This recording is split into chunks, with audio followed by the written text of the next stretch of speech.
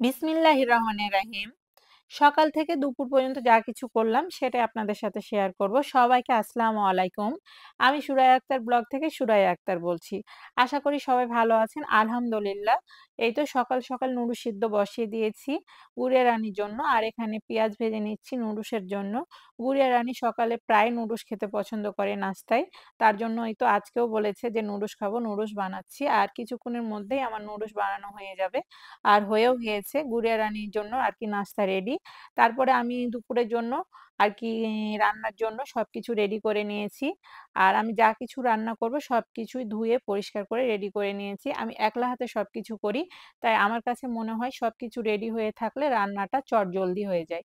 আর সত্যি সবকিছু রেডি হয়ে থাকলে আমার কাজে সহজ হয়। মানে রান্না করতে অনেক সহজ লাগে। আর সবকিছু আমি রেডি করে নিয়েছি। আমি রান্নাও চড়িয়ে দিয়েছি। এখানে আমি আলু ভাজি করছি। মুচমুচে করে আলু ভাজি করছি। ফ্রেঞ্চ ফ্রাইয়ের মতো করে। আমার বাড়ির সবাই এইভাবে আলু ভাজি খেতে অনেক বেশি পছন্দ করে। আর আমি এই তো আরেকটা চুলাতে ডিম সিদ্ধ বসিয়ে দিয়েছি। ডিমের ভুনা বানাবো তার জন্য। আর ২ চুলাতে আমি আরকি ২ রকম রান্না করছি। ওইদিকে আলু ভাজি, এইদিকে এই তো ডিম সিদ্ধ বসিয়েছি।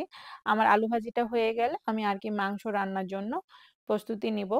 মসলাগুলো কষিয়ে নিব। আর এই তো আমার মসলাগুলো কষানো প্রায় শেষ। এটা হচ্ছে মুরগির মাংসের জন্য মসলা কষিয়ে নিচ্ছি। আপনারা তো দেখতেই পাচ্ছেন তেলটাও ছেড়ে দিয়েছে। মানে আমার মসলাটা প্রায় কষানো শেষ। এখন আমি মাংস দিয়ে দিব। আর আমার গুঁড়া রানী আলু খেতে অনেক বেশি পছন্দ করে। বিশেষ করে মুরগির মাংসের সঙ্গে আলুটা খেতে অনেক বেশি পছন্দ করে। মানে মাংসের সাথে আলু থাকতেই হবে। আমি তেমন একটা আলু খেতে পছন্দ করি না। কিন্তু না আমার গুঁড়া রানী আরকি আলু খেতে অনেক বেশি পছন্দ করে। তার জন্য আমাকে মাংসের সাথে আলু দিতেই হবে।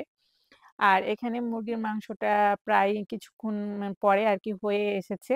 আমি তাই একটু কাঁচামরিচ দিয়ে দিয়েছি। কাঁচামরিচ ঝালের জন্য দিইনি, ঘ্রাণের জন্য দিয়েছি। কাঁচামরিচ দিলে কিন্তু একটা অন্যরকম ঘ্রাণ আসে, ভালোই লাগে। আর এখানে আমি গরুর মাংসটাও চড়িয়ে দিয়েছি।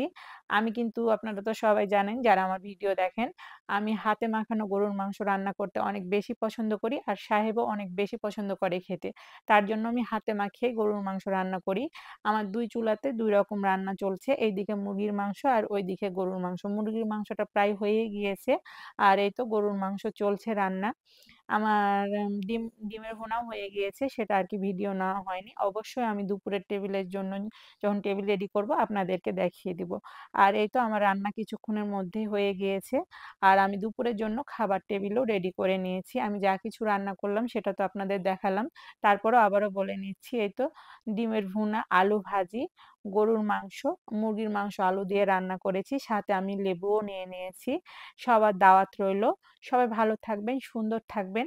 আর যারা আমার ভিডিও দেখেছেন তাদেরকে অনেক, অনেক ধন্যবাদ। সবার জন্য শুভকামনা রইলো। সবাইকে আল্লাহ হাফেজ।